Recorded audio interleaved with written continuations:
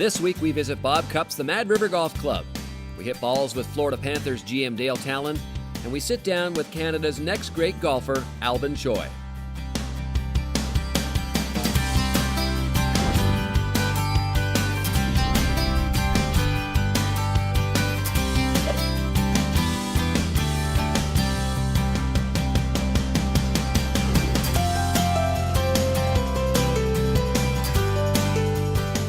This is Score Golf, the voice of Canadian golf. Score Golf is brought to you by Molson Canadian 67, official beer of the PGA of Canada, RBC Canadian Open, and Canadian Women's Open. Tailor-made golf, the #1 driver in golf. GolfKelowna.com, 20 courses, from easygoing to ego-shattering. Now, here's your host, Bob Weeks. Hello everybody and welcome to Score Golf TV. Well, this week we are in beautiful Creemore, Ontario. This is the home of the Mad River Golf Club, and if you have never heard of this, you're in for a treat today. It's a wonderful golf course, a Bob Cupp design. In fact, a little bit later in our show, we're going to speak with the architect himself. We're also going to have some instruction from Sean Foley. But to kick things off this week, we want to introduce you to one of Canada's newest golf professionals, a guy who just finished up a wonderful NCAA career at NC State, Albin Choi. Teeing up Team Canada, reviewing Canada's national golf program. Brought to you by RBC. Let us help you make your mark.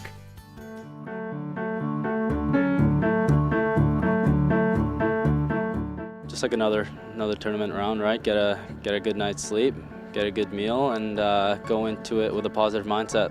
Well, my goal is to just move up that leaderboard as trying to finish as best as possible. You know, if I keep putting myself in these spots, you know, making cuts on weekends, I know I'm gonna have some good success down the road. Albin Choi is far from your average golfer. A winner of both the Ontario and Canadian amateurs, Choi is easily one of the most anticipated rising stars this country has seen in some time. But he doesn't limit his triumphs to just his home soil either. As a junior at North Carolina State University, Choi had a season to remember.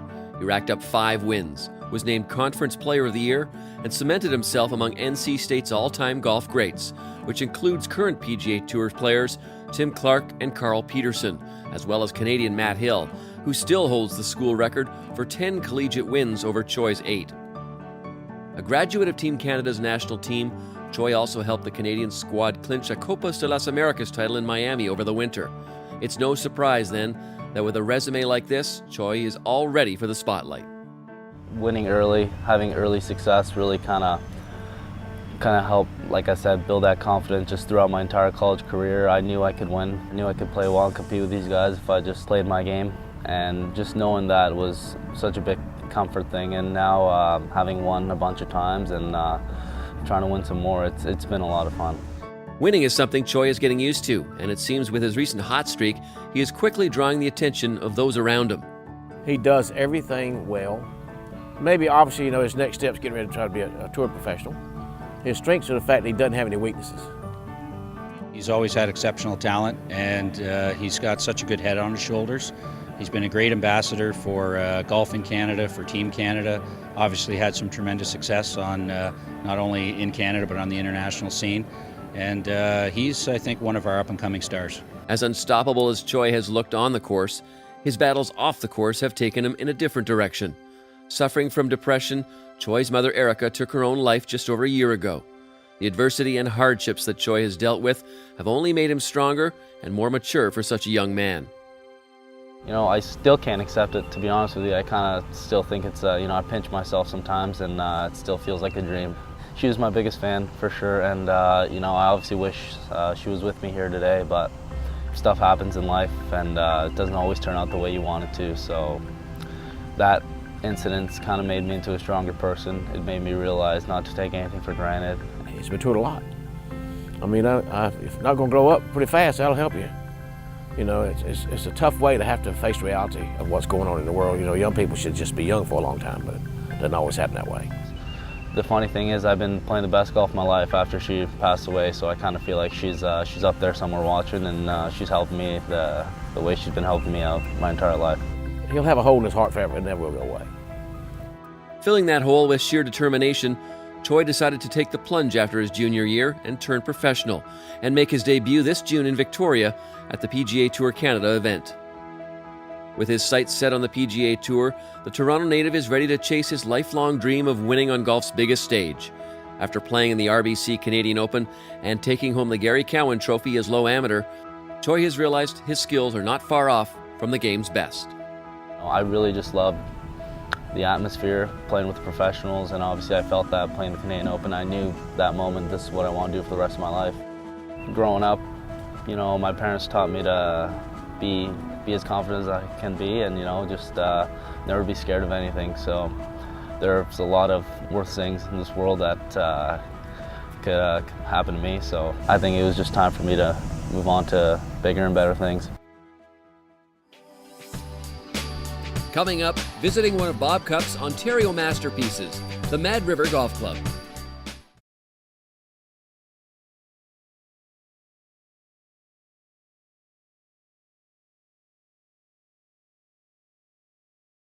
The Mad River Golf Club has drawn nothing but praise since it opened up back in 1991, and when you spin around here, it's easy to see why. Let's show you what we're talking about this week as we showcase the Mad River Golf Club. It seems like many golfers across Canada have heard about the Mad River Golf Club, but few have ever visited the beautiful course. And those who haven't hit balls here are missing out on one of Canada's truly amazing hidden gems. Famed American architect Bob Cup, the same designer who created Big Sky in British Columbia, Deerhurst Highlands in Muskoka, and Beacon Hall north of Toronto, designed it. Back in 1990, founders Peter Barnard, Will Matthews, and Ray Richards purchased a large parcel of rolling countryside near Creemore, Ontario. With superb course design and excellent conditioning on their mind, they also wanted to build a club on a philosophy of affordability, relaxation, family participation, but most of all, a place to unwind from the hectic pace of city life. They wanted to be sure that there was a golf course here that was eminently playable, because they expected to go after the people who don't play, who are really looking for a nice place in cottage country that would be, you know, something they could latch onto and keep forever. 22 years later, Mad River has become synonymous with excellence in the golf industry, and with skilled management, the club has kept annual dues among the lowest of comparable private clubs in the central Ontario region. But it's the course that truly sets the Mad River Club apart from any other in Ontario. The course offers a variety of strategic choices and shot variations that demand finesse, patience, attack, and composure. You'll have to use every club in your bag and every shot in your arsenal to tame the Mad River Golf Club. Half of the 18 greens are elevated, and some are quite small, putting an emphasis on a creative short game. It is designed as a very small green golf course, and you have to be very adept around the green to play well. So the better player has very difficult time scoring well because there's not a lot of birdie holes, where a higher handicapper doesn't hit that many greens in regulation, and it becomes a chipping course for them. The front nine and the back nine are quite similar because they access similar parts of the land. In other words, you don't have a front nine that's all trees or a back nine that's all in the open or whatever. So you have the same experience throughout, but it also has slight differences in topography. You might have a little less elevation change on the front than in the back, but it really isn't enough to make it noticeable. Even famed Canadian architect Doug Carrick, the same man who designed Muskoka Bay Club and Predator Ridge, marvels at Cup's amazing Mad River design. Mad River is a wonderful golf course. I think it's, you know, considered to be one of the top golf courses in Ontario, if not in the country. Beautiful setting. I mean, it's just ideal for golf. Bob described it as somewhat of a heathlands type of golf course, and it certainly has that feel and character to the property. And I think Bob, you know, made excellent use of the terrain here with uphill, downhill, side hill holes. You know, really created a lot of variety in the golf course, and it keeps your interest from the first hole right through number 18. And it's a fun golf course to play. While the course was lengthened in 2012 and 5 holes were reconstructed in 2013, the new Mad River is just as spectacular now as it's ever been. As is always the case, nothing's ever perfect. And so over the years, as I would come back on a fairly regular basis, and I'd say, well, when are we going to be able to do this or do that? So we've done a few things over the last 20 years, but this most recent version has, in my mind, completed Mad River.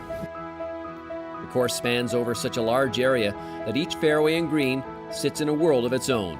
There are numerous parts of beauty, color, texture, shadow, any number of things. Composition probably is the most meaningful.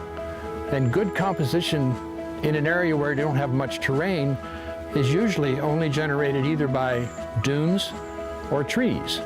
And the two are a bit antithetical, even though in Canada you get them both. The Mad River has them both. So that part of it is amazing. It's not that this is the only place where that land exists, but it just seems like when we were looking for property for Mad River, it was not an easy choice. It was not an easy choice. There was so much nice land here. Although all 18 holes are unique and have a personality of their own, there are still a handful of them that stand out above the rest. Take the 6th hole, a classic risk-reward proposition. A 291-yard par 4 defends itself with tall maples and the smallest green on the course. There's not much room for error here. Bob Cupp has always said that the design of a very good short par 4 is 4 is a good score. And 4 is a very good score on a hole that's got no water, nothing that you have to hit over, there's no sand traps in front, but 4 is a good score. And there's no right way to play the hole, there's a lot of wrong ways to play the hole. The 9th hole requires a long drive to set up for a second shot that demands carrying a pond to the largest green on the course. The 13th is a par 5 that demands a shot over wetlands. If you find yourself sitting pretty, another 250-yard shot to a plateau green that sits 50 feet above the fairway awaits. It was designed to be an eagle hole or a par hole for the higher handicapper. It was designed to be hit in 2. It's one of the most picturesque holes in the fall with the change of colors. The second shot is uphill to a very demanding green area, but it gives you many choices around the green if you can't hit the green in 2. And it becomes a chipping hole then. The 16th is a beautiful par 3 framed by slopes and woods lining the left and back. A shot that ends in the vicinity of a back right pin is a cause for celebration from any tee. The 17th is breathtaking and overwhelming at the same time.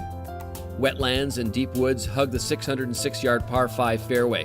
A large pond on the right is intimidating, but not anywhere as tough as the elevated green that is one of the smallest on the course.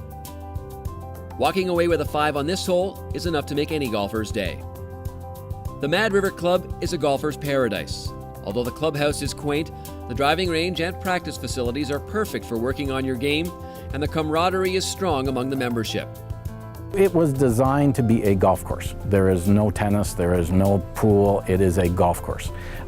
People love the area, there's no housing development. You can't hear anything around. We do have some property that adjacent to the golf course to protect the golf course. This is about a normal day at Mad River, it's quiet. Still, it's the course that sets the Mad River Club apart from any other in Ontario, as this is truly a golf course made for golfers. After this break, we'll hang out with Florida Panthers GM Dale Talon.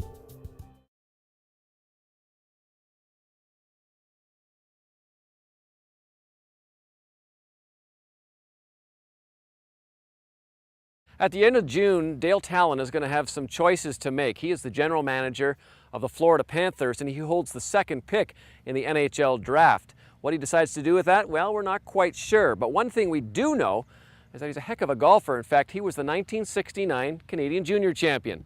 Our Jason Logan had a chance to catch up with Dale Talon. The Tee Off Season is brought to you by Molson Canadian 67, proud sponsor of golf and the official sport of the Gaia. So we're here today at Mississauga Golf and Country Club, and I'm joined by Dale Talon, who you'll know as a former NHL player and current general manager of the Florida Panthers. But you might not know about Dale's prowess on the golf course, starting, Dale, with you winning the 1969 Canadian Junior Championship out in Kelowna, Seems like just last year. Yeah, what can you tell us about that then? Well, it was the first year of it being medal play. I had played in 4 previous Canadian juniors, and they were all, you had to qualify, and then you played match play, and I got better every year and got older, obviously, and then when they changed it to medal play at Kelowna Country Club, and you know, Doug Roxborough was the favorite, and I was kind of the, you know, guy coming from Ontario, and they weren't too excited about me having a chance to win the tournament. And I kind of blew the 3rd round a little bit. I blew up and had a temper tantrum, and then came back and shot 69 the last day and birdied the last hole to win. And, you know, and I went back to Kelowna Country Club a couple of years ago to try the same shot. I hit driver wedge in there in 1969, and a few years ago I hit driver 5-iron in there. So I'm not quite as long as I used to be. In that tournament, there were a number of names that our viewers will be familiar with. Oh, look at this guy. Dave Barr, I believe, is one you beat. Dan Halderson is one you beat. Did you ever, Dale, seriously consider a career in golf over hockey? I did, I really did. I love golf. You know, I love hockey, obviously, and I love golf, and I'm passionate about both of them. And you know, I was drafted by Vancouver, and I just won the Canadian Junior Golf Championship, and they'd offered me a contract. And I used that as a bargaining tool that I told them I was going to go play golf. But you could never do the opposite, play golf and then go to hockey. I felt I could play hockey. And in 1970, I think the top guy in golf was making $100,000. And you know, there were only 60 guys that were exempt. And it was pretty tough to do, and there weren't many Canadians that had any success. So I'm glad I chose the path I did. You were telling me off camera about one of Canada's all-time great golfers and the influence he had on you, Al Baldy. Why don't you tell me a little bit about that? So when I became a member of the Toronto Marlboros, I joined Markland Woods Golf Club because of Al Balding, and I had fond memories of Al. He taught me, you know, so many different shots and how to be creative and how to get it up and down. And on rainy days, he'd call me and say, "Hey, laddie, get your Morton Knight." That was the rain suit, and we're going to go play 54 holes in the rain, you know. And I just had great experiences with Al Balding. I've been so fortunate in this country to get to know Al Balding, George Knudson, Stan Leonard. You know, and another gentleman, Kenny Duggan at Markland Woods, helped me a lot. He gave me a putting tip, and I won the Canadian Junior using that putting tip. So I have fond memories of all the Canadian pros and my time in Canada playing golf, and amateur and professionally. Pressure's on. Now you got to hit this, what, 210 into the green? I don't think you can do it. With you on the green already? Yeah, you got it inside me. I don't think you can handle the heat. I'm not a Canadian Junior champion, though. Get your sandwich out. Well, Dale, after you were in the NHL playing for the Vancouver Canucks, you played in some Canadian Tour events, some professional tournaments, and played in the 1970 Canadian Open, too. Tell us about those experiences. Well, I was lucky. I won the London Hunt Amateur at London Hunt that summer, and then I qualified at Sunningdale with the Rabbits on a Monday. I shot 69 and played in the Canadian Open. I had Jimmy Pappin, the former Maple Leaf and Blackhawk caddy for me. Missed the cut, unfortunately. I had a tough first round. I was a little nervous, but you know, I played in some majors. I qualified for the 2003 Senior PGA Championship at Aronimink, and then a few years back, 2010, when I just got the job with Florida, I qualified for the U.S. Senior Open at Sahalee. Oh, beautiful. That's a great golf shot. Wow. I wonder, when you played in the Canadian Open and then in the 2 senior majors, as a professional athlete, were you less nervous golfing in front of crowds, considering you play in hockey in front of tens of thousands of people? No, I think I put more pressure on myself. I'm that kind of guy. I always try to do better than, you know, than I'm probably capable of sometimes, and I wanted to do really well and put a lot of heat on myself. It wasn't so much the nerves about. I think probably the most nervous I've ever been in a sporting event was the first tee at Sahalee in 2010. There you go. Because I knew I wasn't quite prepared to challenge those guys. Those guys are good players. So that's why they're called the Champions Tour. Oh. Dale, you clipped me. You know, even a broken clock's right twice a day. Nice par, sir. Thanks for joining us on Score Golf Television. Pleasure. Loved every second of it. When we return, Sean Foley will give you a nice tip for your game.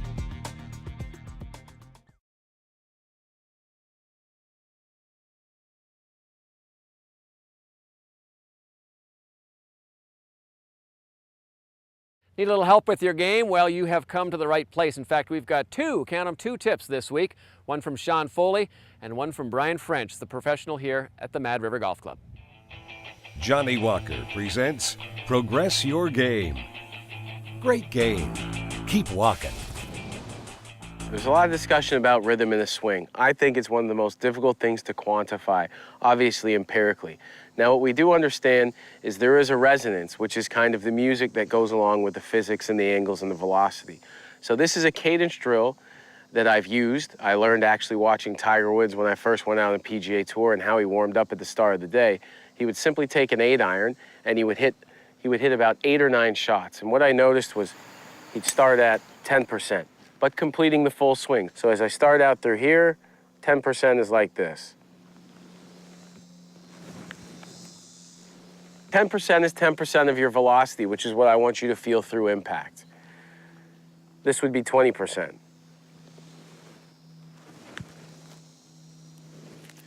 This would be 30%.